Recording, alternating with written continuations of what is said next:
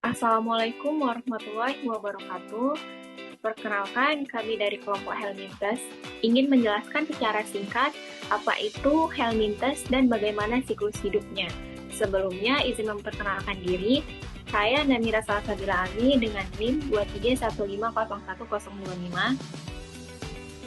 Saya Najwa Andara Erli dengan NIM 231501031. Saya Mika Ronaulis Siombing dengan NIM 231501018. Baik, mari kita membahas mengenai apa itu Helmintes. Helmintes adalah metazoa simetri bilateral yang termasuk dalam filum Scolecida. Istilah cacing berasal dari Yunani helminth atau cacing. Awalnya mengacu pada cacing usus, namun sekarang mencakup banyak cacing lainnya, termasuk parasit jaringan serta banyak spesies yang hidup bebas. Selanjutnya, morfologi. Cacing berbentuk silinder memanjang dengan tubuh tidak bersegmen. Mereka memiliki saluran pencernaan yang relatif berkembang dengan baik, lengkap dengan anusnya. Kepalanya tidak mempunyai pengisap atau pengait, tetapi mungkin mempunyai kapsul bukan dengan gigi ataupun pelat pemotong. Jenis kelaminnya terpisah. Reproduksi dapat berumah satu atau disesius pada cacing hermafrodit. Organ seks jantan dan betina terdapat pada individu yang sama, dan bisa terjadi pembuahan sendiri atau silang. Telur atau larva dihasilkan dalam jumlah besar, tetapi hanya sedikit yang berhasil tertahan dan menginfeksi inang yang sesuai. Helmintes ini sendiri terbagi dalam dua kelompok besar, yaitu Nematel Helmintes dan Platyhelmintes. Di Platyhelmintes ini dibagi menjadi dua lagi, ada Trematoda mirip seperti daun dan Cestoda mirip seperti pita.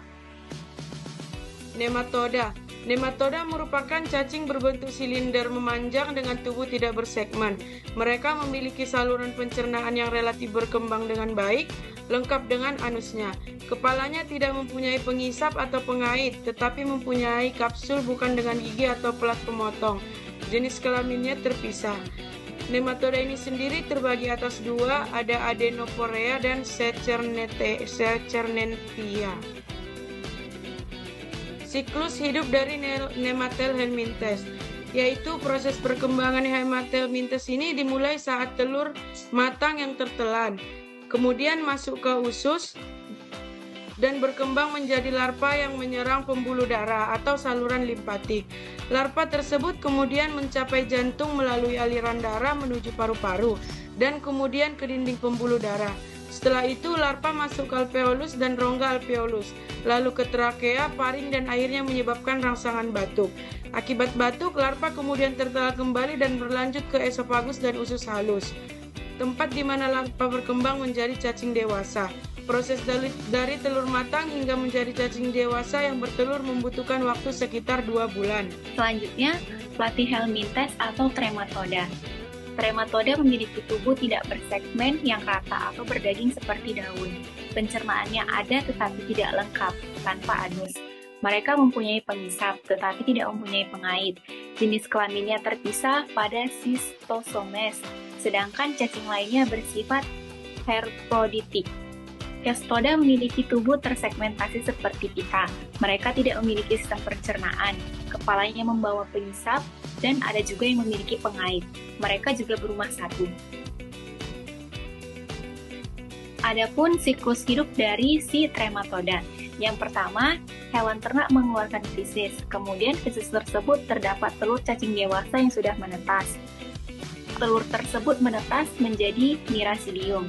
Selanjutnya, Miracidium itu berenang mencari hopdes perantaranya, yaitu keong air tawar. Di dalam keong air tawar, Miracidium tersebut berkembang menjadi sporosit.